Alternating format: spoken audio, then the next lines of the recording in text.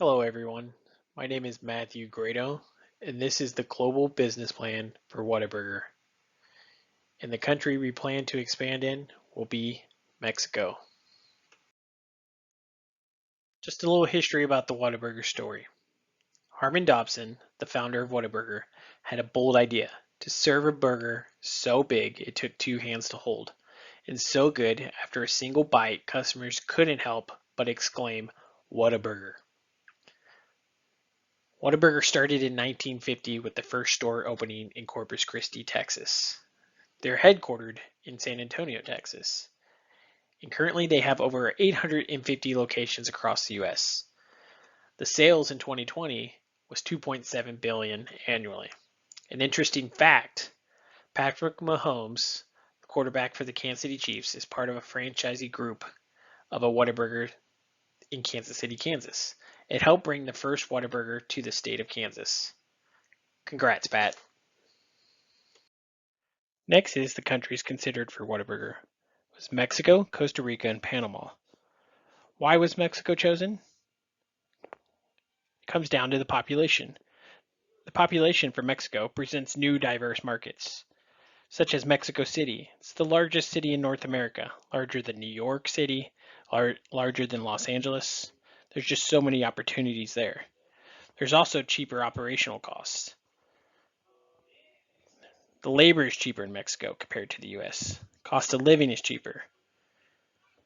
The average base salary for an entry-level manufacturing worker in Mexico is $3.50 per hour, well below the average federal minimum wage of $7.25 US dollars per hour.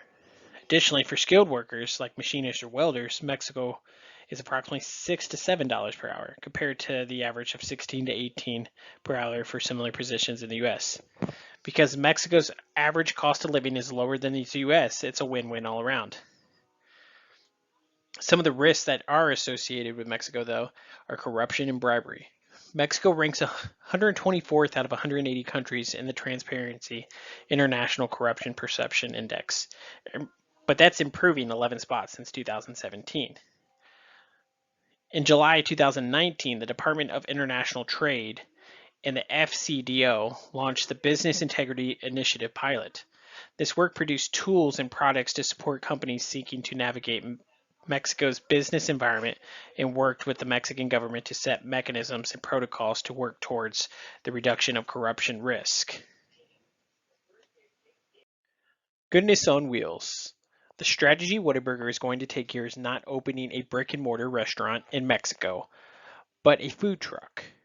This is going to allow them to see what areas in Mexico City really respond to their food and see how they can adapt to the current culture.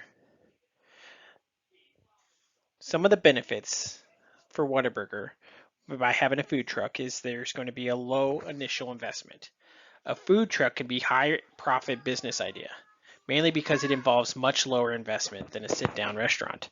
This alone is a competitive advantage of running a food truck instead of a regular restaurant, as the money you save in setting up can be used on operations like marketing. Another benefit is operational costs. The operational costs of a food truck are month to month and limited to food, supplies, and gas. You don't have to have a full staff, just a small team, and most of your taxes will be much lower. The next benefit is you can experiment with location. If one location is not working, then you'll just head to the next spot. This will allow Whataburger food truck to go to high traffic spots, events that take place in the area, such as soccer games, when the NFL comes to Mexico City, concerts, and other events that present that high foot traffic. Poor location will not be an issue. The next is lower staffing costs. You don't need as many people as we said earlier to compared to a restaurant, so you won't have to pay a lot of labor cost for the staff. And the next benefit is free marketing. The truck is already labeled with itself with the orange Whataburger, so it's free marketing there. Next, we have our break-even analysis.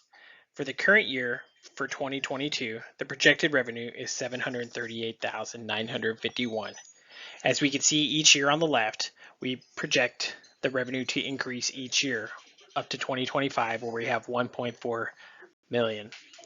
On the right hand side, we got the analysis even a year further, which shows at year 5 it should be at 1.8 million in projected revenue. The key thing to look on the right hand side was with the minimum monthly break even. If we can hit at least 30,564 for the first year, we should be able to hit our projected goals.